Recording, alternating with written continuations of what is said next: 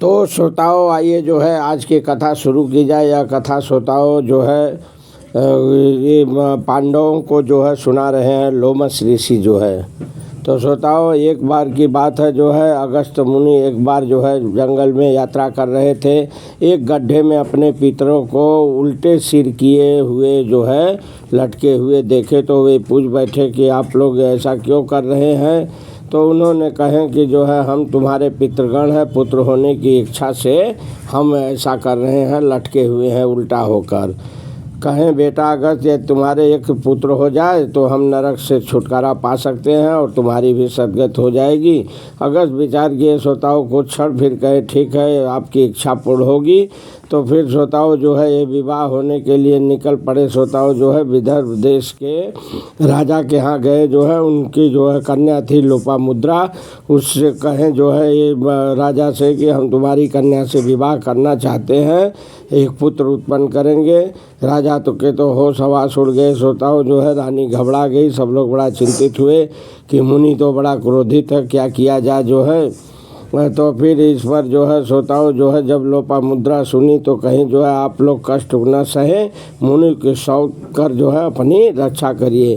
फिर तो श्रोताओं विवाह हो गया जो है, और वो लोपामुद्रा जो है पत्नी बनकर ऋषि के साथ जो है उनके भेदभाव आचरण में जो है जंगल में रहने लगी जो है, तपस्विनी बनकर जो है ऋषि की सेवा करने लगी। श्रोताओं जो है तो एक दिन श्रोताओं जब अगस्त मुनि जो है समागम के लिए कहे तो लोपामुद्रा कही जो है कि मैं ऋषि भेष में हूँ, कैसे समागम कर सकता हूँ, इसका अपमान होगा, इसलिए आप जो है कुछ धन एकत्रित कीजिए जो है।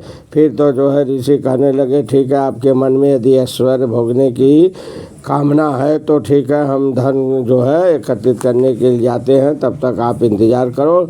ऐसा कहकर श्रोताओं ऋषि चल दिए। ऋतर्वा राजा के पास गए हैं, कहे मैं धन लेने आया हूँ, जो धन दूसरों को कष्ट पहुँचाए बिना मिला हो उसी में से जैसी शक्ति हो हमें दीजिए।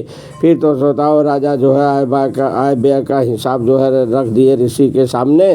कहे जितना चाहे उतना ले लो। ऋषि जो है आय व्यय का हिसाब देखने लगे तो बराबर का हिसाब था, इसलिए नहीं लिए, क्योंकि यदि थोड़ा भी लेते तो प्राणियों को कष्ट होता।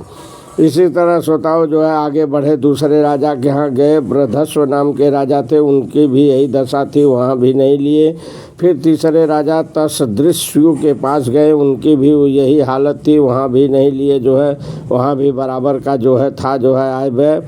फिर तो श्रोताओं राजा तीनों और ऋषि अगस्त जो है चले जो है।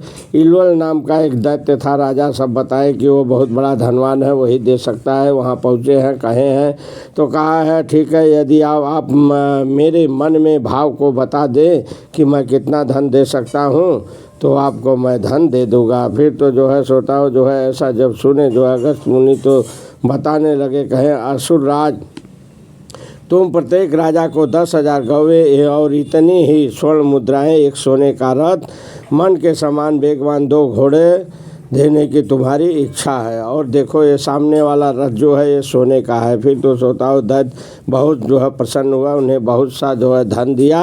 रथ पर वह बैठकर जो है आए हैं आश्रम के यहाँ। लोपामुद्रा जो है देखी है, हर्षित हुई है, प्रसन्न हुई, कहीं मेरी मनोकामना आपने पूर्ण कर दिया, मैं आपसे प्रसन्न हूँ। अब आप जो है अपनी कामना पूर्ण कीजिए, आप मेरे गर्भ से एक पराक्रमी पुत्र उत्पन्न करें। फिर तो श्रोताओं समय आने पर ऋषि ने ऋतु काल के समय पत्नी के साथ समागम किए हैं। 7 वर्ष तक श्रोताओं गर्भ पेट में रहा। एक पुत्र पैदा हुआ, दृढ़दस्यु नाम का पुत्र था। श्रोताओं बड़ा बुद्धिमान तेजस्वी बालक था वह जो है। जन्म होने पर श्रोताओं अगस्त के पितरों को जो है अभीष्ट लोक प्राप्त हुआ, और तभी से श्रोताओं उस स्थान को अगस्ताश्रम के नाम से जाना जाता है। और इसके बगल में भागीरथी नदी बहती रहती है। सेवन गंधर्व देवता लोग यक्ष लोग करते रहते हैं, और यह भृगु तीर्थ के नाम से श्रोताओं आश्रम प्रसिद्ध है, तीनों लोकों में विख्यात है श्रोताओं।